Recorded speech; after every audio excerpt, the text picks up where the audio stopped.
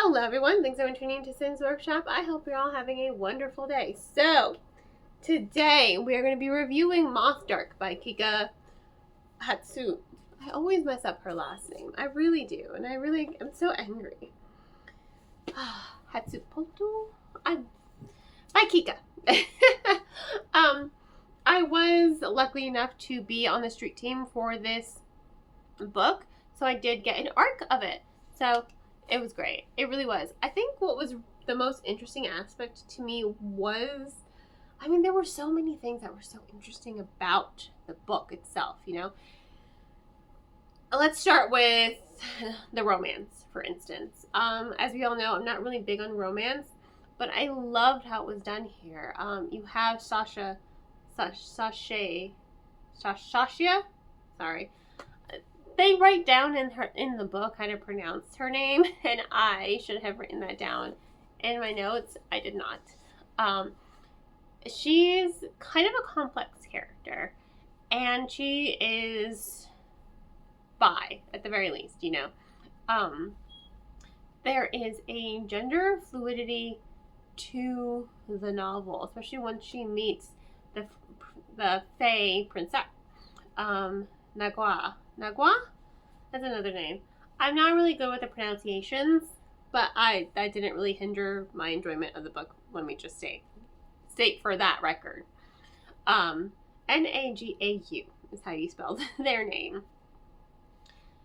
They come from the dark, from the dark. And they are very reminiscent of dark Fae, and like D&D, Drow, Drizzt, for example. But what's really interesting is they can change their gender. They can go to sleep one night and as a male and then wake up the next morning as a female. They can choose their gender depending on what they want to identify with. So they are gender fluid, and I really love this concept of gender fluid in this novel and how it is explored. It does in a way make me feel seen. I am bi at the very least, but I don't really consider myself gender fluid a lot of times. However, I do like to wear a lot of masculine clothes. I love a nice 3-piece tailored suit. I love wearing a vest. I love wearing a tie.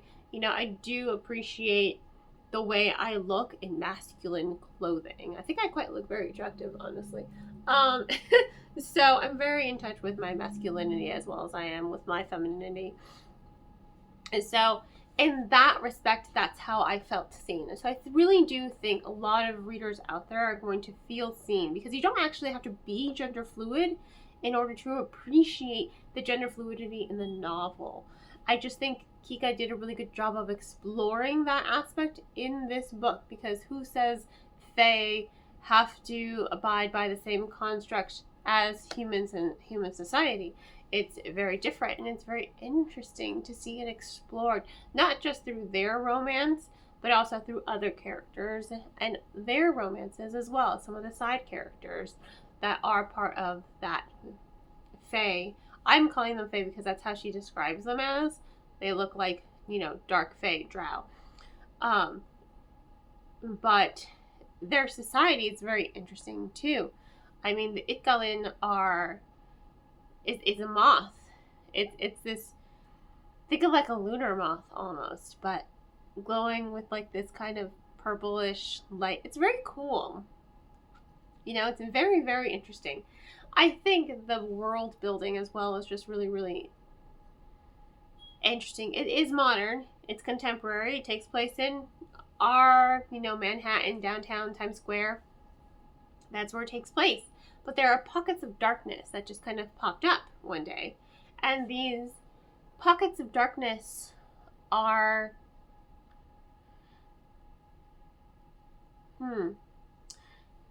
the pockets of darkness are like doorways, portals to the dark realm, right?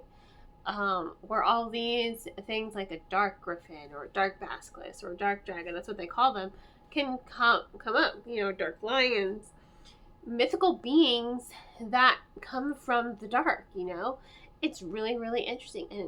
And Sasha is fascinated with the dark. There's also a very non-linear aspect to the book.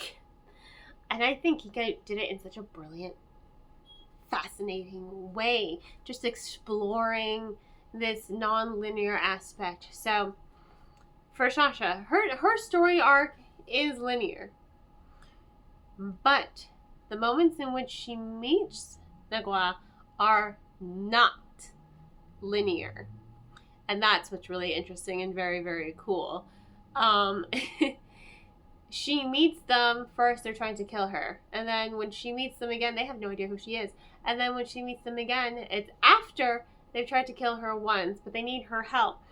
And it's so interesting because when it's called Yemen, it's this time break between the realms. When light bombs, for instance, hit, it'll be a month for Sasha. But for them, the power of those blasts go into their realm like light years into the future. It's very, very interesting. It's like, I'm struggling to explain it because it was so fascinating to read. I don't think you can really explain it. There's like a time dilation aspect to it. So there's a little science in there. There's a little science, there's fantasy, it's urban fantasy, it's contemporary, it's modern, but it has a touch of high fantasy with the dark world. And how you also have allusions to Greek mythology with the labyrinth and Ariadne, and how Ariadne was kind of in love with the labyrinth, and Sasha, she's in love with the labyrinth as well. For her as well, her story arc, once again, it is linear, but there are lots of flashbacks of memory. Those flashbacks of memory are important for what follows. Like, they serve an emotional aspect to building her as a character, because it's her reflecting on something in the past, and it's so human. It's such a human thing. It's something we don't even really think about. We just reflect on the past. Oh, a scent. Oh, that reminds me of this event 3 years ago. It's really, really fascinating. And I absolutely loved that storytelling. I loved how it was non-linear but linear at the same time. I loved the tension. I loved the pacing. It was so easy to follow as well. Even though it's like non-linear but also linear and has a lot of flashbacks and a little bit of science in there, it's effortless. It's truly effortless how it's written. The characters are relatable because Sasha, she's just dealing with a lot of self-doubt. She doesn't think she's good enough, and it's like, no, you are good enough. Don't let your self-doubt diminish you and everything that you're capable of doing. And again, I think that's such a human thing. It's so absolutely human for us to doubt ourselves, to think we're not good enough to do something, to think that, we're constantly letting people down. I mean, I go through that every single day. I go to bed and I'm thinking, was I a good mom today? Was I a good wife today? Did I do everything I could do at work today that I could possibly do? I just go through like these cycles of like self-doubt, and then I'm like, you know what? No, I am a good mom. And then I have to remind myself, like, I am a good mom, I am a good wife. And it's like, you know what? I did the best that I could at work today, and I know for a fact I can look myself in the mirror and be like, yeah, I gave my all today. I gave 110%. So there's a lot of relatability in the novel. It's very relatable, it's thoughtful, it's emotional, and the character dynamics are so well done. And I really just love the fantasy. I would love to see more, especially after that ending. I would love to see